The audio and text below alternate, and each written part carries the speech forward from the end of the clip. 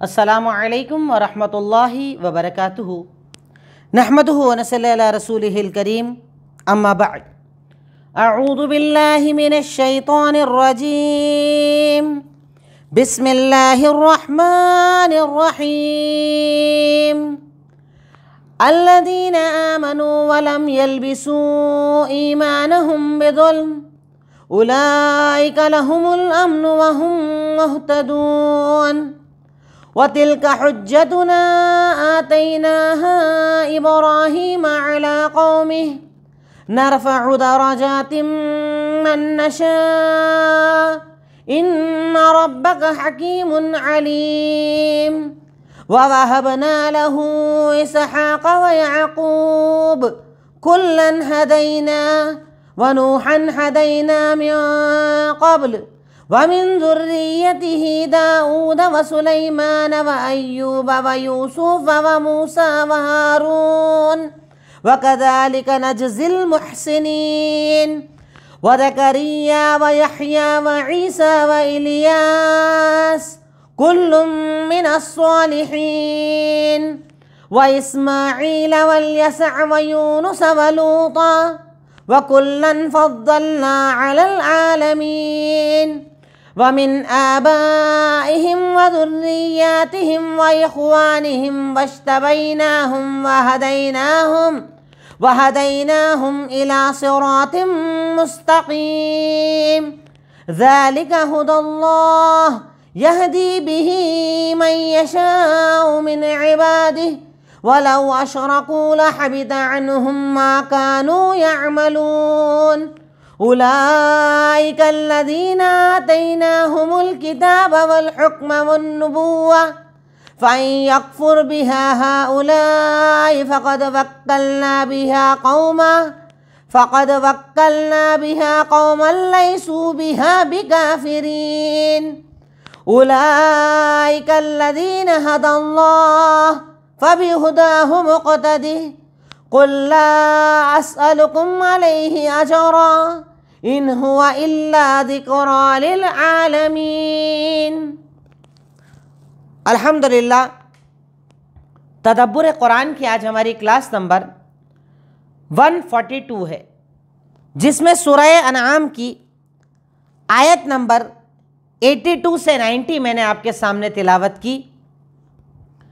सबसे पहले आयत का तर्जुमा।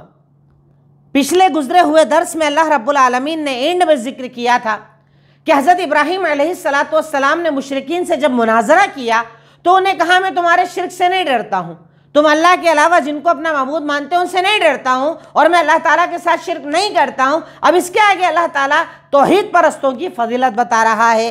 अल्लाह ताला ने इरशाद फरमाया कि अल्लज़ीना आमनू व लम यल्बिसू ईमानहुम बिज़ुल्म, यकीनन वो लोग जो ईमान लाए और अपने ईमान के साथ जुल्म को नहीं मिलाया। जुल्म मतलब शिर्क को नहीं मिलाया। ईमान लाए तो खालिस ईमान लाए, शिर्क नहीं किया, अल्लाह जैसा किसी को नहीं माना, अल्लाह का शरीक किसी को नहीं बनाया। उलाइका लहुमुल अम्न, यही वो लोग हैं जिन्हें अल्लाह ताला अमन व सुकून देगा और यही लोग हिदायत वाले हैं। यानी जब बंदा तौहीद पर कायम रहता है, मजबूती के साथ अपने आप को शिर्क से बचाता है, तो अल्लाह रब्बुल आलमीन कहता है वो अमन वाला और हिदायत वाला है। वतिल्का हुज्जतुना आतैनाहा इब्राहीम अला कौमिही, उसके बाद अल्लाह ताला कहता है ये हमारी दलीलें हैं जो हमने हज़रत इब्राहीम को दी थी उनकी कौम के सामने। जो पिछले दर्स में अल्लाह ने बताया कि हज़रत इब्राहीम ने क्या क्या कहा, कैसे उनको दावत दी, कैसे दीन समझाया, तो अल्लाह कह रहा है ये सब हमारा दिया हुआ है, ये दलीलें हमने दी, बातचीत की ताकत हमने दी, सलाहियत हमने दी। नरफ़उ दरजातिम मन नशा, जिसके दर्जे को चाहते हैं हम बुलंद कर देते हैं। हज़रत इब्राहीम को हमने ऊंचा कर दिया। इन्ना रब्बका हकीमुन अलीम, यकीनन जो तेरा रब है वो हिकमत वाला और इल्म वाला है, वो सब जानता है किसको इज्जत देना, किसको नहीं देना, मकाम देना, मर्तबा देना, अल्लाह सब जानता है। ववहबना लहू इसहाक़ व याक़ूब, इसके बाद अल्लाह ताला हज़रत इब्राहीम पर अपने किए हुए इनाम को बता रहा है कि हमने उन्हें इसहाक़ दिया, याक़ूब दिया, हमने सबको हिदायत दी। नूह को हिदायत दी उनसे कबल, और उनकी ज़ुर्रियत में दाऊद हैं, सुलेमान हैं, अय्यूब हैं, यूसुफ हैं, मूसा हैं, हारून हैं, और इसी तरीके से एहसान करने वालों को बदला देते हैं। अब अल्लाह ताला नस्लों का तस्करा कर रहा है कि हज़रत नूह आए, नूह के बाद हमने इनको भेजा, नबियों को भेजा, हज़रत इब्राहीम की नस्लों में हमने अम्बिया को भेजा, इन तमाम का मकसद अल्लाह ताला कह रहा है कि अब अल्लाह का शुक्र अदा करें कि जब आप अच्छे हैं तो अल्लाह ताला ने आपकी नस्ल को भी बहुत अच्छा बना दिया। व ज़करिया व यहया व ईसा व इलियास, इसी तरीके से ज़करिया हैं, यहया हैं, ईसा हैं, इलियास हैं, ये सब के सब नेक लोगों में से थे। व इस्माईल व यसा व यूनुस व लूता, इसी तरीके से इस्माईल हैं, यसा हैं, यूनुस हैं, लूत हैं, और हमने सबको फजीलत दी सारे आलम के ऊपर। यानी ये सारे अंबिया का नाम अल्लाह ताला ले रहा है कि हज़रत इब्राहिम का मकाम कितना बड़ा है कि अल्लाह ताला ने उन्हें तो नबी बनाया था, उनकी नस्लों में भी कितने सारे नबियों को भेजा था, कितने सारे अंबिया कराम उनकी नस्लों के अंदर आए। अल्लाह ताला इस चीज़ का तज़किरा यहाँ पर कर रहा है। वमिन आबाइहिम व ज़ुर्रिय्यातिहिम व इख्वानिहिम, और उनके बाप, उनकी ज़ुर्रियत और उनके भाइयों में से हमने कुछ को चुना, उन्हें हिदायत दी सीधे रास्ते की तरफ। यानी इनकी नस्लों में, इनके बाप में, इनके चाचाओं में, इनके भाइयों में हमने नस्लों के अंदर अंबिया बना दिए थे, अंबिया को पैदा किया था, उनके रिश्तेदारों में नबी बना दिए थे। अल्लाह ताला कहता है ये हिदायत अल्लाह का इख्तियार है, जिसे चाहता है अल्लाह ताला नवाज देता है। ज़ालिका हुदल्लाह, ये अल्लाह की हिदायत है। यहदी बिही मन यशा मिन इबादी, अपने बंदों में जिसको चाहता है हिदायत देता है। लेकिन उसके बाद अल्लाह कह रहा है कि वला वशरकु लहबितानहुम मा कानू यामलून, अगर ये अंबिया कराम भी शिरक कर लेते ना तो हम इनके अमल को बर्बाद कर देते।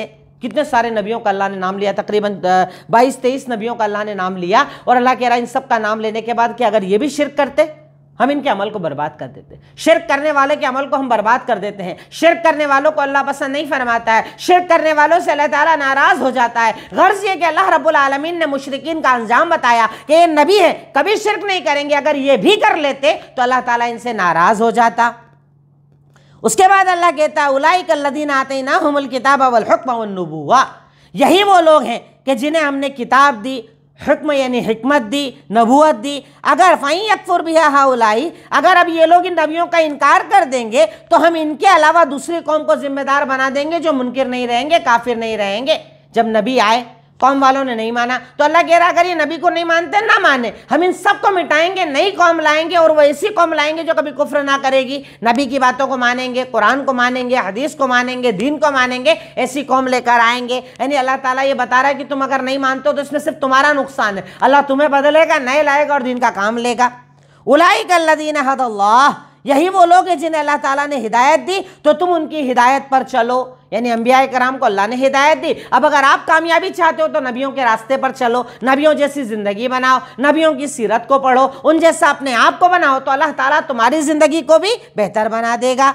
और एंड में कहा कुल ला अस्अलुकुम अलैहि अजरा, कह दीजिए अल्लाह के नबी सल्लल्लाहु अलैहि वसल्लम कि मैं तुमसे कोई अज्र नहीं चाहता, मैं तुमसे दुनिया का कोई बदला नहीं चाहता। यानी ये दावत के बदले ऐसा नहीं है कि मुझे कोई बदला चाहिए, मुझे कोई इनाम चाहिए, कोई एहसान चाहिए, माल दौलत इज्जत रुतबा शोहरत ये सब नहीं चाहिए। इन हुआ इल्ला ज़िक्रा लिल आलमीन, असल में तो ये सारे आलम के लिए जिक्र है। अल्लाह के नबी सारे आलम के नबी हैं, आपसे बात क़यामत तक के नबी हैं। तो अल्लाह ताला ने मुझे जो दीन दिया है वो सारे आलम का दीन है, क़यामत तक का दीन है। ऐसा नहीं है कि अल्लाह ताला ने मुझे भेजा है तो मैं बदला तुमसे चाहता हूँ, पैसा तुमसे चाहता हूँ, ऐसी मेरी कोई चाहत, कोई तमन्ना आरजू तुमसे नहीं है। गर्ज है कि आज की आयत में अल्लाह रब्बुल आलमीन ने पहले हज़रत इब्राहिम का तज़किरा किया, फिर अंबिया कराम का तज़किरा किया, फिर शिरक का जिक्र किया, फिर यह बताया कि अगर ये ईमान नहीं लाएंगे अल्लाह नए लोग लाएगा, ईमान वाले लेकर आएगा। और एंड में अल्लाह ताला ने कहा कि नबियों के जैसी ज़िंदगी बनाओ तो कामयाब हो जाओगे, दुनिया और आखिरत दोनों तुम्हारी इंशाअल्लाह बेहतर हो जाएगी।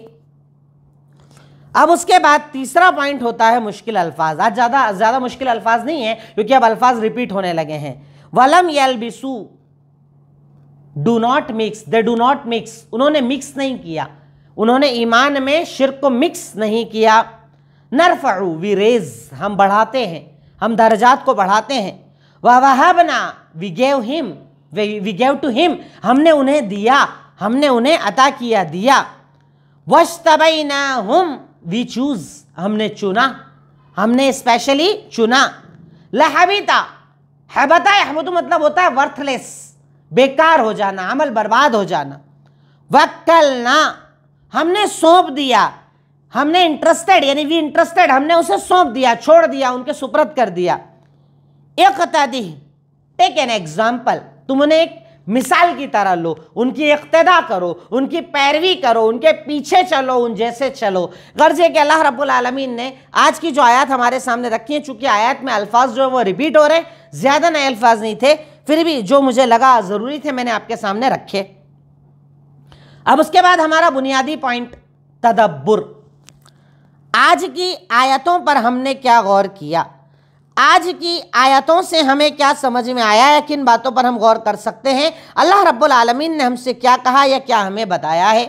नंबर 1, खालिस तौहीद अमनो सुकून का जरिया है। आज जो कौम इस्तिराब, तकलीफ, टेंशन, फिक्र, गम इसमें जी रही है ना, इसकी बुनियादी वजह यही शिर्क है। जब शिर्क होता है ना तो वहाँ सुकून कभी नहीं होता है। शिर्क करने वालों को अल्लाह सुकून नहीं देता। बस्तियाँ शिर्क कर रही हैं, मोहल्लों में शिर्क हो रहा है, गलियों में शिर्क हो रहा है, जगह जगह शिर्क के अड्डे हैं, गैरुल्लाह की इबादत है, अल्लाह जैसा किसी और को मानना है, अल्लाह का शरीक बनाना है, अल्लाह का साथी बनाना है, तो वहाँ सुकून कहाँ से आएगा। खालिस तौहीद वालों को अल्लाह ताला सुकून अता करता है, इत्मीनान अता करता है। अल्लाह कह रहा है जो लोग ईमान लाए और जुल्म नहीं किया, जुल्म को शामिल नहीं किया, शिर्क नहीं किया, अल्लाह उन्हें मुकम्मल सुकून देता है, मुकम्मल इत्मीनान देता है। दुनिया में इत्मीनान, कब्र में इत्मीनान, आखिरत में इत्मीनान, आखिरत में सुकून इंशाअल्लाह उन लोगों को मिलेगा जिनकी तौहीद खालिस होगी, प्योर होगी, मजबूत होगी, बिल्कुल उसके अंदर कोई मिलावट का शायबा नहीं होगा, उसके अंदर ऐसी मिलावट नहीं होगी कि दिल चाहा तौहीद, दिल चाहा शिर्क, तौहीद की बातें भी करते हैं साथ में शिर्क भी कर लेते हैं। ऐसे कॉम्प्रोमाइज करने वाले कभी भी अमन की जिंदगी नहीं जी पाते, क्योंकि तौहीद एक ऐसा उन्वान है जिसमें कॉम्प्रोमाइज नहीं चलता। अब्बा कहे, दादा कहे, रिश्तेदार कहे, खानदान कहे, मौलवी साहब, आलिम साहब, फला साहब, कोई भी कुछ कह दे, तौहीद में कभी कॉम्प्रोमाइज नहीं चलता। जो गलत है वो गलत है। शिर्क में नहीं जाते हम, बिदअतें नहीं मनाते हम, गलत अमल नहीं करते हम, यहाँ वहाँ इबादत के लिए नहीं जाते, औलाद मांगने, कारोबार मांगने नहीं जाते। खालिस तौहीद में कोई कॉम्प्रोमाइज नहीं होता। तौहीद के मामले में अल्लाह के नबी ने कॉम्प्रोमाइज कहाँ किया? आपने कितने कॉम्प्रोमाइजेस किए थे? आपने उनके साथ रहे, उनके साथ नरमी से पेश आए, दावत का अंदाज अपनाया, लेकिन कभी तौहीद में कॉम्प्रोमाइज किया? कुफ्फार मक्का ने आपको आकर कहा कि चांस हुआ कि हम आपको शादी करवा देते हैं, दौलत दे देते हैं, माल दे देते हैं, सरदार बना देते, बादशाह बना देते, क्या चाहिए आपको? आपने कहा इसमें कॉम्प्रोमाइज नहीं चलेगा। कहा एक दिन हमारे माबूदों की इबादत करो, बाकी पूरे साल हम तुम्हारे अल्लाह की इबादत करेंगे। कहा इसमें कॉम्प्रोमाइज नहीं चलता। लकुम दीनकुम वलिया दिन, तुम्हारे लिए तुम्हारा दिन, मेरे लिए मेरा दिन। यानी तौहीद में कभी भी कॉम्प्रोमाइज नहीं होता, और जो कॉम्प्रोमाइज नहीं करता है अल्लाह रब्बुल आलमीन उसे सुकून और इत्मीनान की जिंदगी अता करता है। नंबर 2, अल्लाह को मिलावट वाला अमल पसंद नहीं है, ना शिर्क वाला, ना रियाकारी वाला। अल्लाहु अकबर। अल्लाह को मिलावट वाला अमल पसंद नहीं है, चाहे शिर्क करो चाहे रियाकारी करो, क्योंकि रियाकारी भी शिर्क। एक तो शिर्क ये कि आप अल्लाह के नाम पर कुछ करो, अल्लाह के नाम पर कुछ बनाओ, अल्लाह के नाम पर कोई अमल करो, वो साथ में पढ़ते पढ़ते गैरुल्लाह का नाम शामिल कर लो, ये शिर्क हो गया। और एक होती है रियाकारी कि आदमी अमल तो कर रहा है अल्लाह के लिए, पर जैसे लगा कि लोग देख रहे हैं तो अपने अमल को बेहतर बना दे, खूब सदका करे, खैरात करे, नमाजें लंबी लंबी पढ़े। अल्लाह ताला को मिलावट वाला अमल पसंद नहीं है, ना शिर्क वाला ना रियाकारी वाला। खालिस अल्लाह के लिए होना चाहिए, प्योरली अल्लाह के लिए होना चाहिए, सिर्फ अल्लाह के लिए होना चाहिए, तो अल्लाह कबूल करता है। नमाज अल्लाह के लिए, सदका अल्लाह के लिए, खैरात अल्लाह के लिए, मदद अल्लाह के लिए, गरीब को पैसा अल्लाह के लिए, बीमार की इयादत अल्लाह के लिए, सब अल्लाह के लिए। अल्लाह उसी अमल को कबूल करता है जो मिलावट से पाक होता है। जिसमें मिलावट होती है अल्लाह ताला ऐसे अमल को कबूल नहीं करता। नंबर 3, तौहीद खालिस और इम्तिहान, इसके नतीजे में अल्लाह ताला बड़े बड़े इनामात देता है। यानी जब बंदा तौहीद खालिस रखता है और इम्तिहानात पर सब्र करता है, अल्लाह ताला इसके नतीजे में बड़े बड़े बदले देता है। एक तो तौहीद खालिस, दूसरा इम्तिहानात। जब आप खालिस तौहीद पर रहोगे ना, इम्तिहान भी आएंगे, अजाब आएंगे, दुश्मन आएंगे, नाराज़गी आएगी, मारा जाएगा, पीटा जाएगा, हो सकता है कत्ल भी कर दिया जाए, जेल भी दे दी जाए, कुछ भी कर दिया जाए। तौहीद खालिस और इम्तिहानात में सब्र, ये दो चीज़ें बंदे को बड़े बड़े बदले दिलाती है, बड़े बड़े इनामात, बड़े बड़े एहसानात। कि हज़रत इब्राहिम ने यही तो किया ना, कि खालिस तौहीद रखी और इम्तिहानात पर सब्र किया। कौम वालों ने कहा आग में डालेंगे, कहा ठीक है, बच्चे को छोड़ दो, छोड़ दिया, बीवी को छोड़ो, छोड़ दिया, कुर्बान कर दो, लिटा दिया। जो अल्लाह ने कहा, तौहीद भी खालिस रखी, इम्तिहानात भी पूरे दिए, तो अल्लाह ताला ने देखिए ना बदले कितने बड़े बड़े दिए कि नस्लों में नबी बना दिए। सोचिए आप, नबी होना अपने आप में कितनी बड़ी बात। अगर बाप को ये पता चल जाए कि मेरा बेटा भी नबी, मेरा बेटा नबी, मेरा पोता नबी, उसका बेटा नबी, उसका बेटा नबी, कितने फ़ख्र की बात है, कितने बड़े फ़ख्र की बात है कि मैं तो नबी, मेरी नस्लों में अल्लाह ने नबूवत दे दी। पर ये किस बुनियाद पर दिए अल्लाह ने? ये बदले तौहीद खालिस और इम्तिहानात में सब्र। जब ये दो मामलात हज़रत इब्राहिम में थे, अल्लाह ने उसके नतीजे में उन्होंने बड़े बड़े इनामात और बड़े बड़े बदले अता किए। तो अल्लाह ताला बदले अता यकीनन करता है, पर उसके लिए शर्त है तौहीद खालिस और इम्तिहानात में सब्र करना। नंबर 4, अगर आप दावत में कामयाब हैं तो अल्लाह का शुक्र अदा कीजिए, क्योंकि ये अल्लाह की ताकत से होता है। अल्लाह अकबर। अल्लाह किसी भी अमल को ये नहीं चाहता कि बंदा अपने सुप्रत कर ले कि मैंने किया, मैंने इतने लोगों को मुसलमान किया, मैंने इतने लोगों को तौहीद सिखाई, मैंने मस्जिद बनाई, मैंने मदरसा, मैंने मैं अना अना अना अना अना। बर्बाद हो रहे हैं इसी के अंदर हम, ख़त्म हो रहे हैं इसी के अंदर हम। अल्लाह ताला इस बात को पसंद नहीं करता कि बंदा अमल की निस्बत, अगर आपकी दावत में आप कामयाब है तो अल्लाह का शुक्र अदा करो। यहाँ पर अल्लाह ताला किसी और को नहीं, हज़रत इब्राहिम को कह रहा है। सारी ज़िंदगी जिन्होंने आजमाइशें बर्दाश्त की, अल्लाह उन्हें कह रहा है ये जो सब हुज्जत है ना, ये सब जो दलीलें वो रख रहे हैं ना, वो हमने उन्हें दी। इसके ज़रिए अल्लाह ये पैगाम दे रहा है कि कभी भी दाई को, अगर आपने किसी को दावत दी, उसने हक़ कबूल कर लिया, फ़ख्र मत करो, शुक्र अदा करो कि अल्लाह ताला तूने मेरी बात में इतनी तासीर दी, मेरी ज़बान में इतनी दलीलें दी, ये अल्लाह तेरा शुक्र है। जैसे मिसाल के तौर पर आज ये मैं कुरान क्लास चला रहा हूँ, अगर आप में से 4 को भी समझ में आ रही है तो अल्लाह का शुक्र है। मेरी क्या औकात और हैसियत है? मेरे जैसे 50 उलमा पढ़े, सैकड़ों उलमा पढ़े। अल्लाह ताला जिससे चाहता है काम लेता है, जिसकी बात को चाहता है दिल में उतरवा देता है। तो शुक्र अल्लाह का अदा करो। मेरी कोई औकात और हैसियत नहीं, अल्लाह करवाने वाला है। अगर अल्लाह ना चाहे, अब कल अचानक क्लास की पूरी तैयारी गला बैठ गया, अल्लाह की ताकत है, हमारी क्या औकात और हैसियत है। तो दाई अगर अपनी दावत में कामयाब हो जाए तो उसे अल्लाह का शुक्र अदा करना चाहिए, क्योंकि अल्लाह जब ताकत देता है तब बंदा अमल कर पाता है। नंबर 5, इल्म की बुनियाद पर अल्लाह दर्जात बुलंद करता है।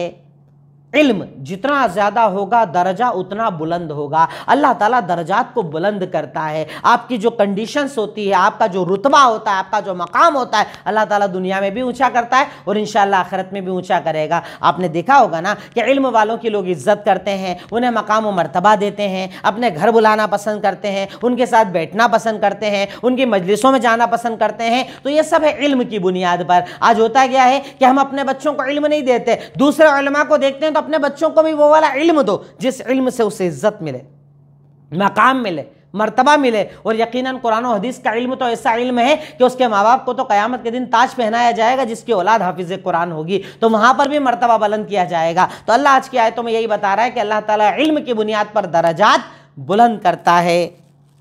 नंबर 6, दुनिया में तरक्की, इज्जत, दर्जात का बुलंद होना सिर्फ अल्लाह का इनाम है।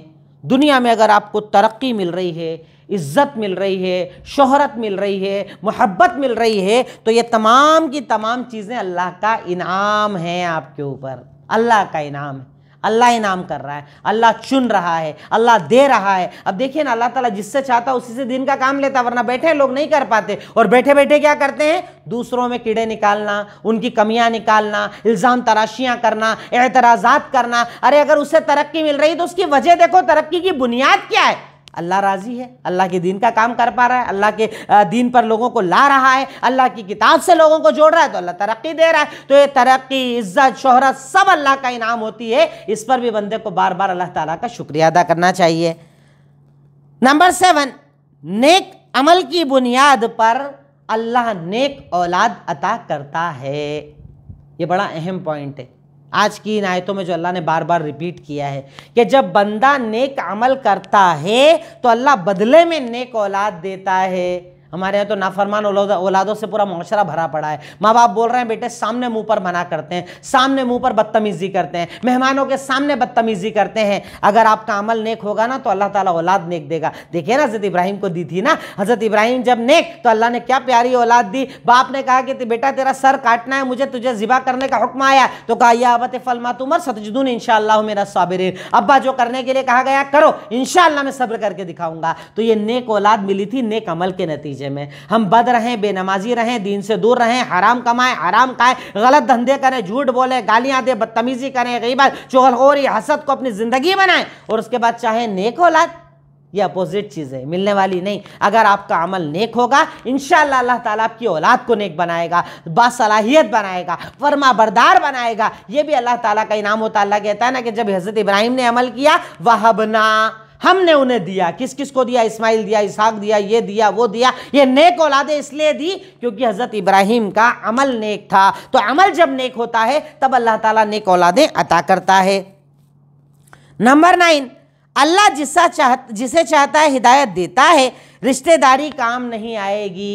हिदायत अल्लाह का इख्तियार है, जिसे चाहता है अल्लाह उसे ही देता है। वहाँ पर रिश्तेदारी काम नहीं आएगी। अब देखिए, हज़रत इब्राहिम के अब्बा को नहीं दी। पिछले कल दर्स में बताया ना कि हिदायत अल्लाह देता है, अल्लाह ताला हिदायत देने वाला है। हज़रत इब्राहिम के अब्बा को हिदायत नहीं दी, नूह के बेटे को नहीं दी, लूत अलैहिस्सलाम की बीवी को नहीं दी, अल्लाह के नबी सल्लल्लाहु अलैहि वसल्लम के चाचा को नहीं दी। कितने से हिदायत वाले। अगर हिदायत ऐसा ही होती कि इंसान के इख्तियार में होती तो क्या हज़रत नूह अपने बेटे को नहीं दिलाते, हज़रत लूत अपनी बीवी को नहीं दिलाते, हज़रत इब्राहिम अपने अब्बा को नहीं दिलाते। हिदायत अल्लाह का इख्तियार है, क़यामत में रिश्तेदारियाँ काम नहीं आएंगी।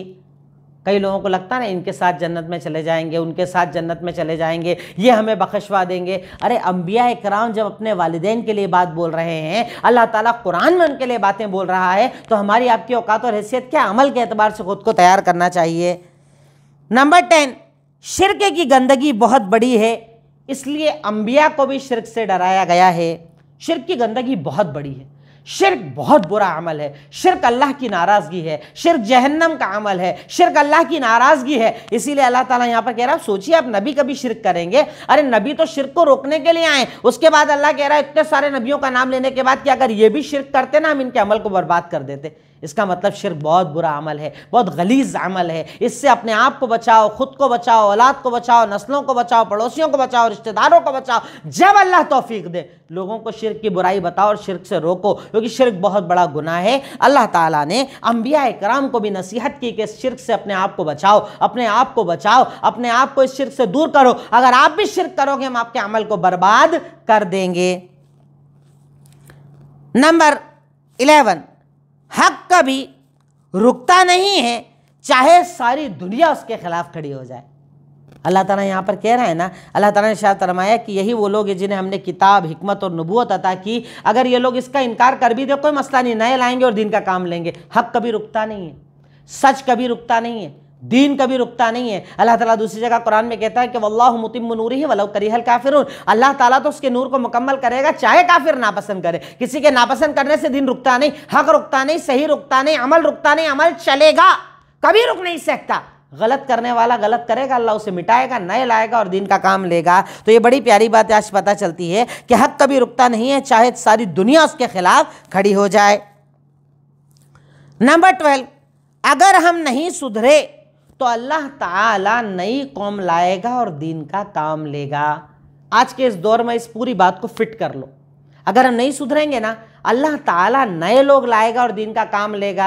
ये जो आज बज़ाहिर आपको जालिम नज़र आ रहे हैं ना कि आप पर जुल्म कर रहे हैं, दीन को मिटाना चाहते हैं, हो सकता है अल्लाह ताला इनकी नस्लों में दीन पैदा करेगा और दीन का काम लेगा। अल्लाह किसी का मोहताज नहीं, हम अल्लाह के मोहताज हैं। अभी भी देखिए ना हमारे हालात में फ़र्क क्या पड़ा है, इतना मारे जा रहे हैं, पीटे जा रहे हैं, जुल्म हो रहा है, उल्टी सीधी बातें हो रही है, दीन को मिटाने की बात, लाउड स्पीकर हटाने की बात, मस्जिदों की बात, पर्दे की बात, क्या क्या नहीं हो रहा है। उसके बाद भी अमल में कोई तब्दीली है? वही हराम कमाना, हराम खाना, गालियां देना, बदतमीजी करना, बहन बेटियों के हक और हिस्से दबाना, लड़कियों पर जुल्म करना, बीवी पर जुल्म करना, बुरे सुलूक करना, सारी बेअमली और जुल्म हमारे यहाँ मौजूद। कोई फर्क पड़ा?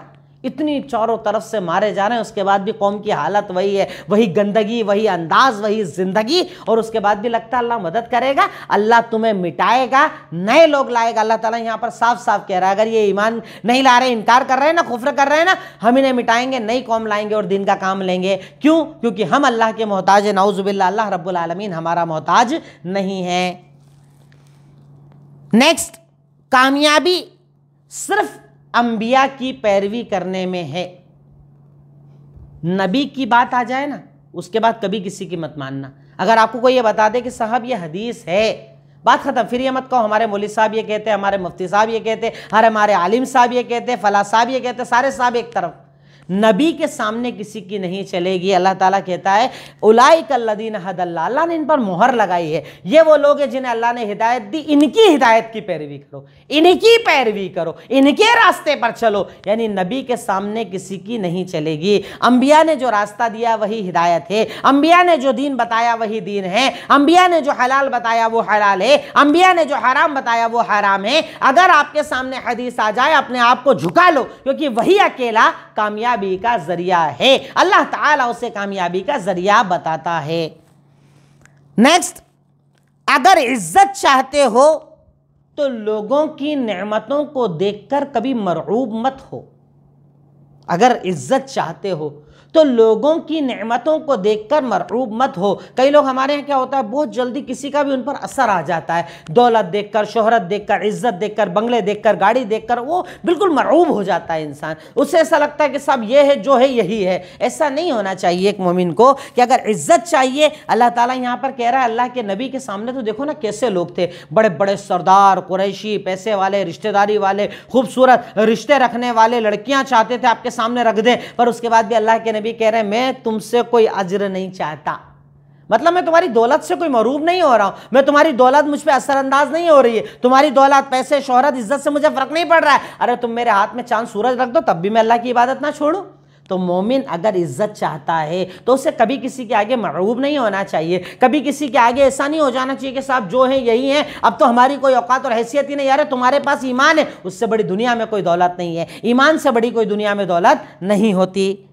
आखिरी पॉइंट, इस्लाम सारे आलम का दीन है और नबी सारे आलम के नबी हैं। अल्लाह अकबर। इस पर भी मुसलमान को बड़ा फ़ख्र करना चाहिए कि अल्लाह रब्बुल आलमीन ने हमें जो दीन दिया है ना वो सारे आलम का दीन है। हमसे पहले नबी आए, यहूदियों के लिए स्पेशली हज़रत मूसा, नसारा के लिए हज़रत ईसा, इस कौम के ये नबी, इस कौम के ये नबी, इस कौम के ये नबी, इस कौम के ये नबी।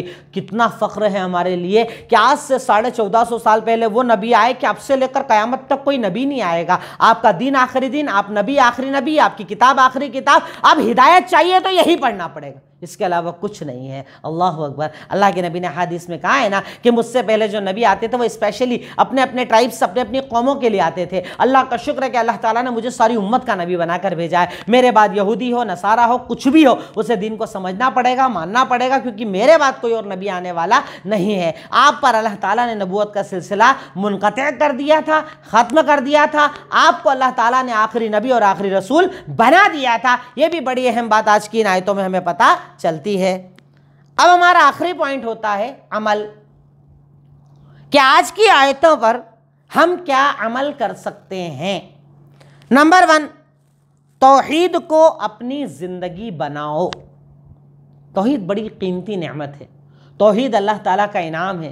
हर हाल में सिर्फ अल्लाह को पुकारो, अल्लाह के आगे झुको, अल्लाह से मांगो, अल्लाह से रिक्वेस्ट करो, अल्लाह ताला से जिद करो, रो रो कर, गिड़गिड़ा कर, जो मांगना है अल्लाह से मांगो। तौहीद को अपनी ज़िंदगी बनाओ, क्योंकि नबियों का तरीका था, रसूलों का तरीका था, अल्लाह की पसंद है, जन्नत का रास्ता, जन्नत से निजात, कब्र से निजात, हर जगह निजात का एक अकेला ज़रिया तौहीद है।